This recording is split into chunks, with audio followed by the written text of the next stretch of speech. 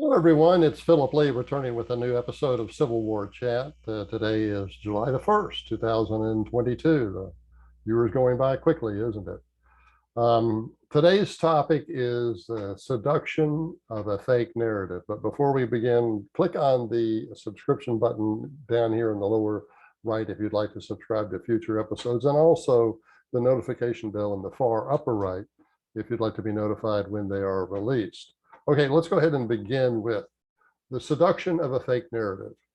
The 2017 documentary entitled Stop at Nothing about Lance Armstrong, who was the guy who won 7 Tour de France bike races with the aid of a performance enhancing drugs, reveals the power of a false narrative when it can be interpreted as inspirational. Lance's story fit the requirements as well and as deceptively as an Al Sharpton tailored suit. At age 25, Lance was diagnosed with testicular cancer that had metastasized to his brain and abdomen in 1996. Although it seemed to be a death sentence, he survived and went on to win his first of his Tour de France races 3 years later in 1999. Each of the ensuing 6 years of his reign only added more admirers. He sold over 50 million yellow plastic bracelets for $1 each in support of his Livestrong Foundation for cancer research. How many of you can remember those? I'm sure many.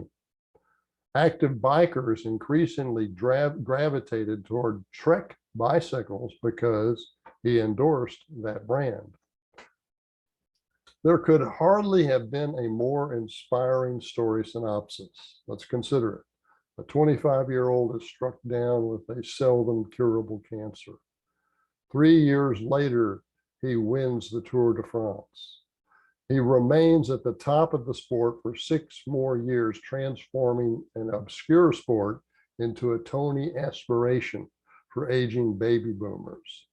A great wave of riders adjusted their speedometers to provide real-time cadence because Lance stated that he typically maintained a pedal RPM, his pedal RPM at over 90.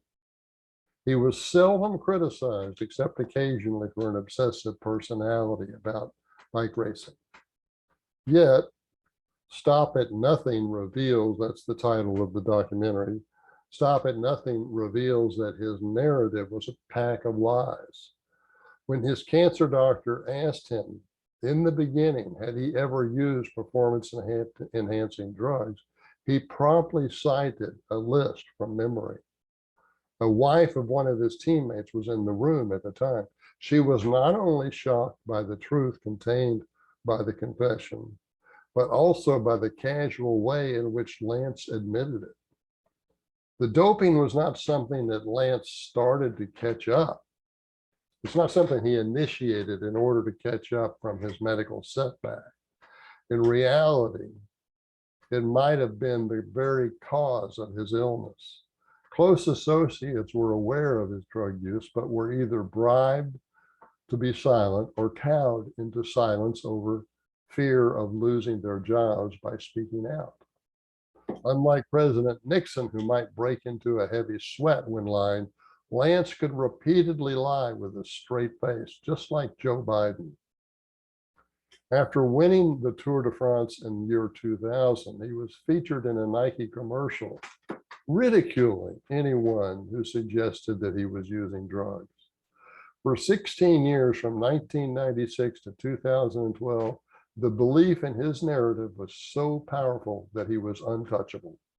In the language of the criminal class, law enforcement could not finger him for any violations, no matter how compelling the evidence. Lance's story was a toxic fantasy held in place by an alluring faith in a triumph of the underdog mythology. The mass delusion that Armstrong was able to create through a sympathetic narrative should be a warning to us all. The hierarchy of victimhood inherent in identity politics and critical race theory is similar.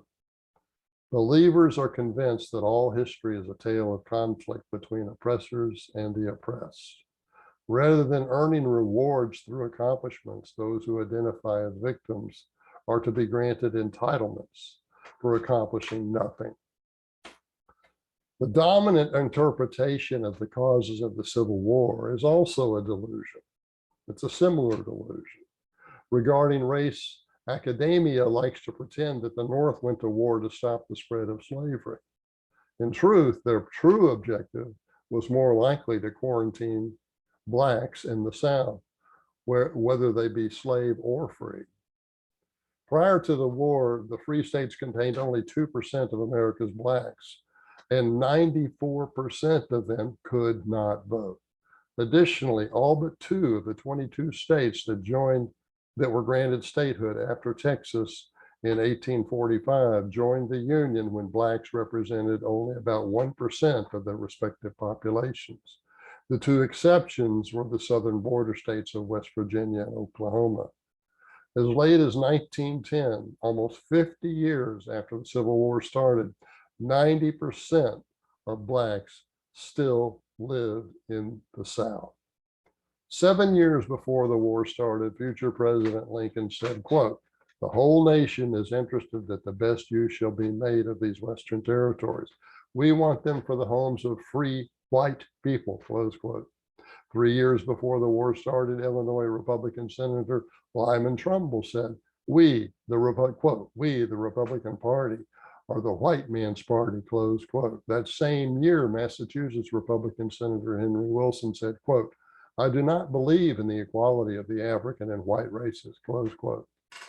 Northern manufacturers were at least equally motivated by concerns over the economic consequences of disunion. They realized that a low tariff confederacy along their southern border would cause them to lose their southern markets to European imports. It was the North, not the South, that went to war over tariffs. Northerners, but academics don't want to even talk about that. They don't even want to look at that. A remark like that would be censored, and any investigation into the merit of it would also be censored almost everywhere in today's colleges. Northerners insisted that imports of products protected by deterrence tariffs must be largely kept out of America, and that included the South. In 1860, the total of tariffs collected in the United States was 53 million, whereas the market for Northern manufactured goods in the South was about 350 million, almost a 7-to-1 differential, right? Since many of us lived through the Lance Armstrong mass delusion, we should realize that the public can be misled by an alluring narrative. The mostly peaceful race riots during the summer of 2020, the mob destruction of Confederate monuments, and the winner's interpretation of Civil War causation are 3 examples. The tenets of identity politics and critical race theory are more general examples designed to create free rewards for the so-called oppressed and mandatory punishments for the so-called oppressors. But if you want to keep Confederate monuments in place in the South, it is necessary to deter critical race theory and identity politics. My book can help you. The Dreadful Frauds, Identity Politics and Critical Race Theory. That's $16 at Amazon, $20 if you'd like an autographed copy from me. Just email me, Phil, PHIL_Lee, LEIGH, at me.com. I can assure you that if critical race theory is adopted in our schools and becomes the standard interpretation of how the races related during the history of the United States and should relate in the future, there will be no Confederate monuments anywhere. They will all be torn down. I'm trying to help to stop that, like many of you. But one way you can help is to buy this book. Get the facts, and get the facts spread around. If you want to protect the monuments, it may cost you some money. Buying this book is a cheaper way to get the information you'll need to deter this movement. Recommend that you do it. I appreciate all of you that have bought the books. It's great that you've done that. I applaud your support. I'm grateful for your support. We simply must get this message out to more people. Okay, that's our message for today, and thanks for watching.